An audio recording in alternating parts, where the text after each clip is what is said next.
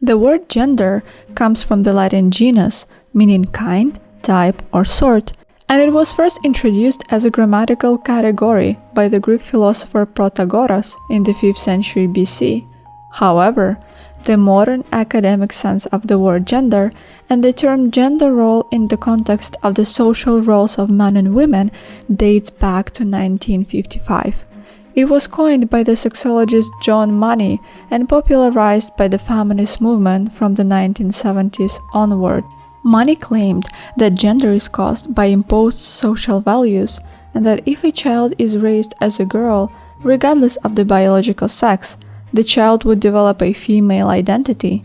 To prove his hypothesis, Money made a proposition to a couple whose child had undergone severe, irreversible genital mutilation as a result of a botched circumcision. The sex of their son would be surgically changed and he would be raised as a female. This came to be known as a John case. The name of the patient was David Reimer. At the age of 8 months, as a result of the failed procedure, he underwent gender reassignment surgery and was raised as Brenda, alongside his identical twin brother Brian. Upon reaching adolescence, David was subjected to hormone therapy. Even though David was raised and treated as a girl, he exhibited male behavior and rejected the imposed female identity.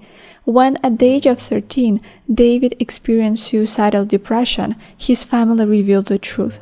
Although David subsequently returned to living as a male, he suffered irreversible psychological and physiological abnormalities that led to his suicide at the age of 38. His brother, who had been diagnosed with schizophrenia brought on by John Money's experiments, died from an overdose of antidepressants 2 years prior.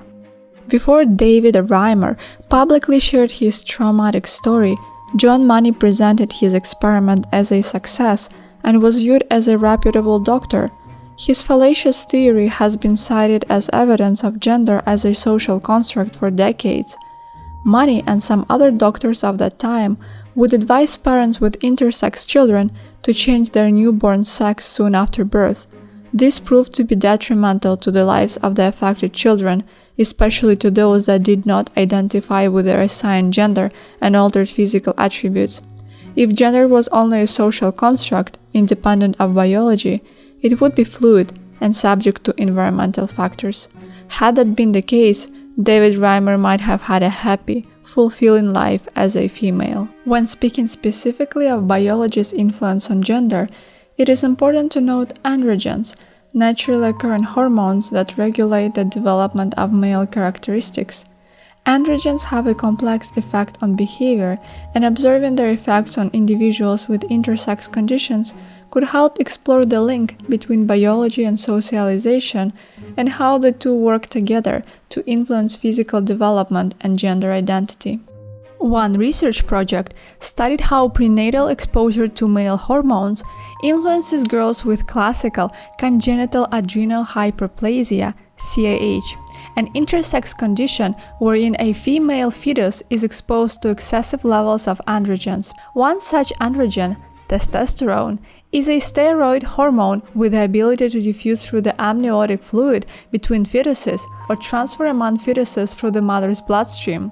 During prenatal development, testosterone exposure is directly responsible for masculinizing genitals and brain structures, predisposing male behavior and masculinizing traits to include sexual behavior, toy preference, and spatial reasoning. The study found that prenatal androgen exposure was not associated with girls spending more or less time on activities with other girls or boys, but it was associated with increased interest and more time on activities traditionally thought of as masculine versus more traditionally feminine activities. Additionally, they found that the majority of girls with classical CAH identified as girls had typical attitudes about gender and interacted mainly with girls. This may suggest that the effects of prenatal exposure to male hormones does not extend to gender identity or the social group. Cross-cultural research shows that women and men exhibit similar personality traits across many nations. Masculine and feminine traits have shown a strong correlation with being male or female. Traits that persist across countries can hardly be said to be purely cultural. However, the way in which cultures deal with these traits may be, if not unique, then at least very culturally specific. In what might seem to be a counterintuitive consequence of egalitarianism, the more equal a society is for men and women, the more evident gender discrepancies become, as the personalities and interests of men and women become less similar. One possible explanation for this is that biology and culture are the reasons for differences between men and women. Thus, if cultural differences are minimized, biological differences fully manifest. In egalitarian societies, people may have greater latitude and freedom to express themselves and be less limited by external factors in charting the trajectory of their lives. But this will not necessarily result in an equal division of gender across the labor market or fields of academic study. Policies that empower gender parity have not been shown to produce equal outcomes. This suggests that there are inherent personality and aptitude differences among genders. Countries that promote gender equality tend to have less gender balance in fields such as science, technology, engineering, and mathematics, as well as medicine and nursing. Some insist that even the famously egalitarian Nordic countries are still patriarchal and not egalitarian enough, and that children may perhaps benefit from socialization in an environment without traditional gender roles. However, as previously discussed, research has shown that the gender differences expressed in childhood play are not determined solely by socialization. Research has shown that, to a large extent, a gendered preference for toys seems to be innate. Boys and girls typically gravitate towards toys that are stereotypically associated with their gender because gendered toys reflect the activities boys and girls like to engage in. One of the explanations for this is that fetuses develop in different hormonal environments and therefore develop different preferences. Girls whose adrenal glands produce high levels of testosterone choose to play with traditionally masculine toys more than other girls and are less interested in playing with dolls. In general, the level of testosterone in the urine of developing infants ranging from 1 to 6 months predicts gendered behavior later in life.